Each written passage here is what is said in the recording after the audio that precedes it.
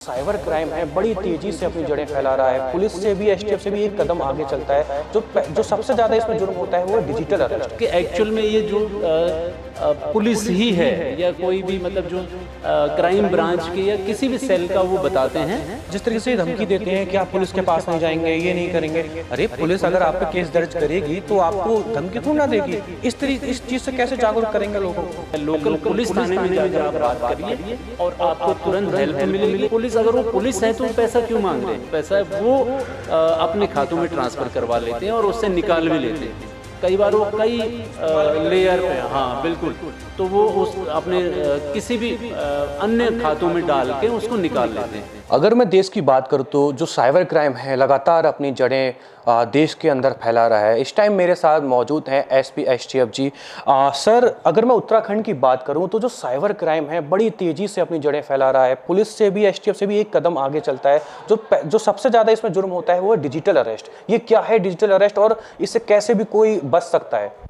जी, आजकल cyber crime का एक नया तरीका आया है, डिजिटल अरेस्टिंग। और मेनली डिजिटल अरेस्टिंग का ये मीन्स है कि कोई भी जो साइबर क्रिमिनल है वो किसी भी व्यक्ति को कॉल करके ये कहते हैं कि आपकी आईडी से कोई एनडीपीएस का सामान कुछ बरामद हुआ है, या फिर ये कहते हैं कि आपकी किसी नियर रिलेटिव या बेटा बेटी के साथ कोई मिसहैपनिंग हुई है या उसने कोई ऐसा क्राइम किया है जिसकी वजह से उसको हमने अरेस्ट कर लिया है। और इस सूचना पर घर वाले या जो भी व्यक्ति होता है जिसको ये कॉल आती है वो लोग परेशान हो जाते हैं और भय में आ जाते हैं। साथ ही वो एक ऐसा कोई रूम दिखाते हैं जहाँ पर वहाँ पुलिसकर्मी होते हैं, वो उनकी जो वर्दी वगैरह उस तरह की रहती है पुलिस की, वो भी सब साइबर ठग होते हैं और वो उसको इस तरह से भय में डाल देते हैं व्यक्ति को कि उनको लगता है कि एक्चुअल में ये जो पुलिस ही है या कोई भी मतलब जो क्राइम ब्रांच के या किसी भी सेल का वो बताते हैं। तो वो उस व्यक्ति को ये आदेश देते हैं तो कि भाई आप कहीं नहीं जाएंगे, किसी से बोलेंगे नहीं, पुलिस को कंप्लेंट नहीं करेंगे और आप हमारी बातें मानेंगे। तो वो जो व्यक्ति होता है वो एकदम से जो जिसको थ्रेट दिया जा रहा है वो एकदम डर की वजह से किसी से इस बात को शेयर नहीं करता है, ना अपने रिलेटिव से, ना अपने मतलब निकटवर्ती पुलिस थाने से या साइबर पुलिस स्टेशन से। और उसके डर में आने के कारण वो जो साइबर ठग होते हैं उससे फिर पैसे की डिमांड करते हैं और उससे उसके अकाउंट से पैसा अपने अकाउंट्स में या अन्य अकाउंट्स में ट्रांसफ़र करवा देते हैं और फिर इस तरह से उसके साथ धोखाधड़ी हो जाती है। इससे जुड़ा सवाल रहेगा, जिस तरीके से धमकी देते हैं कि आप पुलिस के पास नहीं जाएंगे, ये नहीं करेंगे। अरे पुलिस अगर आप पे केस दर्ज करेगी तो आपको धमकी थोड़ी ना देगी। इस चीज़ से कैसे जागरूक करेंगे लोगों को? हाँ बिल्कुल, हम लोग बार बार यही अपील करते हैं कि अगर आपका कोई भी रिलेटिव क्राइम में इन्वॉल्व होता है तो उसमें पैसे देने की कोई आवश्यकता नहीं है। आपको तो कोई लीगल एडवाइज़र के पास जाना होगा। तो जब वो कोई पुलिस स्टेशन दिखा रहे हैं या कोई पुलिस अधिकारी बनकर आपको कॉल कर रहे हैं तो आपका ये दायित्व तो होना चाहिए कि आप ये कहें कि ठीक है, हम लोग लीगल एक्शन आप लीजिए और जो भी हम लीगल एडवाइज़र से हम भी बात करते हैं लेकिन हम पैसा नहीं देंगे। तो उनकी जो इलीगल डिमांड्स होती हैं उनको आप डिनाई करिए, उनको मना करिए और 1930 पर कॉल करिए। Local cyber crime police station या लोकल पुलिस थाने में जाकर आप बात करिए और आपको तुरंत हेल्प मिलेगी। और इस किसी भी तरह से भय में और किसी अन्य प्रकार के कोई भी लालच में नहीं आना है। तो हम बार बार यही अपील करते हैं सामान्य जन से कि आप लोग किसी भी तरह के भय में ना आएँ। कोई भी पुलिस वाला कभी किसी भी तरह की इलीगल डिमांड नहीं करता है। अगर कोई क्राइम होता है तो उसमें जो भी सेक्शंस होंगे उसके अकॉर्डिंग कार्रवाई करेगी पुलिस। तो पुलिस अगर वो पुलिस है तो पैसा क्यों मांग रहे हैं? तो पहली बात आपको यही सोचना है कि हमको पैसा नहीं देना है और उनकी जो बातें हैं उनको नहीं मानना है और किसी भी तरह से डरना नहीं है। और अगर कोई भी आपके जो रिलेटिव जिनको कह रहे हैं कि भाई उन्होंने कुछ घटना की है तो उनके बारे में जानकारी प्राप्त कर लें कि आप कहाँ पर हैं, आपने कोई ऐसी घटना हुई है, या लोकल पुलिस से आप थोड़ा हेल्प ले सकते हैं। और अगर आपका कहीं आईडी का इन्वॉल्वमेंट बता रहे हैं कि आपका आधार या उससे कोई भी ऐसा क्राइम हुआ है तो उसके लिए भी आप लोकल पुलिस के पास जा सकते हैं और उनसे मदद मांग सकते हैं कि भाई हमारे ऐसी कोई एक कॉल आई है और वो ये कह रहे हैं कि आपके आईडी से इस तरह का कोई क्राइम हुआ है, ज्ञात हुआ है, और उसके बदले में कोई पैसे की डिमांड कर रहे हैं या कि इसी तरह से हमको हरेस्ट कर रहे हैं या आपको डिजिटल अरेस्टिंग के लिए बोल रहे हैं, तो उसमें बिल्कुल डरने की कोई आवश्यकता नहीं है। वो उतनी दूर से आपको एक छद्म पुलिस स्टेशन दिखा रहे हैं जो आपके सामने तो है नहीं, और वो अगर है भी तो मतलब क्या कर लेंगे आपका भाई, ज़्यादा से ज़्यादा फ़ोन कट करेंगे वो, अगर आप उनको धमका देंगे तो कुछ भी नहीं होने वाला है। और लोकल पुलिस की मदद लीजिए और बिल्कुल डर में ना आए किसी भी तरह से। जब भी साइबर क्राइम होता है तो उसके दो ही कारण होते हैं, एक तो अज्ञानता होती है, एक भय होता है, लालच, तीन मुख्य कारण हैं। हाँ, या तो आप जैसे उसमें जा रहे हैं, ट्रेडिंग में जा रहे हैं, आप ज़्यादा पैसा कमाने का लालच होता है, आपको बहुत ज़्यादा पैसा मिलेगा और दुगना हो जाएगा 4 महीने 6 महीने साल भर में, तो ये सारी चीज़ें हैं। तो आप अपने पैसे को जहाँ भी लगा रहे हैं सेफ, और पहले आप जानकारी प्राप्त कर लें कि जिससे भी हम जुड़ रहे हैं, जहाँ से भी हम कोई शेयर या कुछ भी खरीद रहे हैं, वो लीगल है, और उसकी ऑथेंटिसिटी को चेक कर लें, और तभी आप अपना पैसा कहीं भी जो है इन्वेस्ट करें और उसके बारे में पूरी जानकारी प्राप्त कर लें।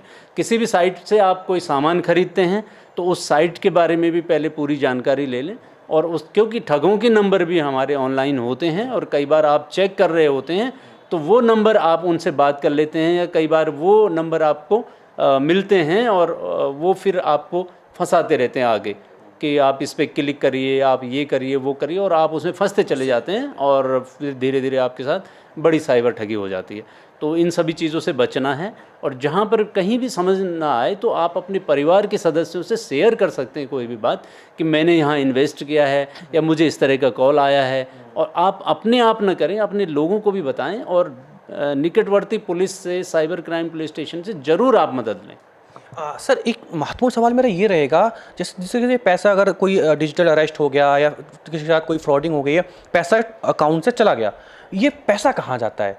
ये पैसा क्या रिकवर भी होता है? जी, जब भी आपके साथ कोई भी इस तरह की घटना हो और आपको जैसे ही पता लगे कि आपका पैसा जो है साइबर ठगों के पास चला गया है या आपके साथ धोखाधड़ी हुई है, साइबर धोखाधड़ी हुई है, ठगी हुई है, तो आप 1930 पर तत्काल कॉल करें। ये हमारा साइबर हेल्पलाइन नंबर है, और हम लोग उस पैसे को, आपका जो पैसा है उसको होल्ड करने का प्रयास करते हैं।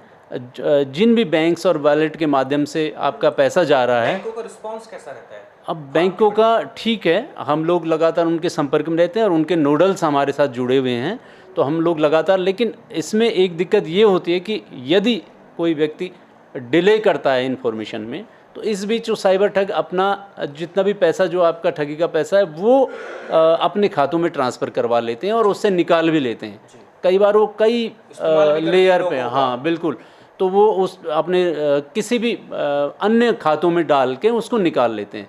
तो या जब भी धोखाधड़ी की कोई घटना ऐसी हो और आपको पता लगे कि मेरे साथ साइबर ठगी हो गई, मेरे खाते से पैसा निकल गया है, तो तुरंत 1930 पर कॉल करना है, और एकदम से जो NCRP पोर्टल का फॉर्म आएगा उसको भी आप फिल करेंगे। जो हमारे 1930 में जो भी कर्मचारी अधिकारी बैठे रहते हैं वो आपको हेल्प करेंगे।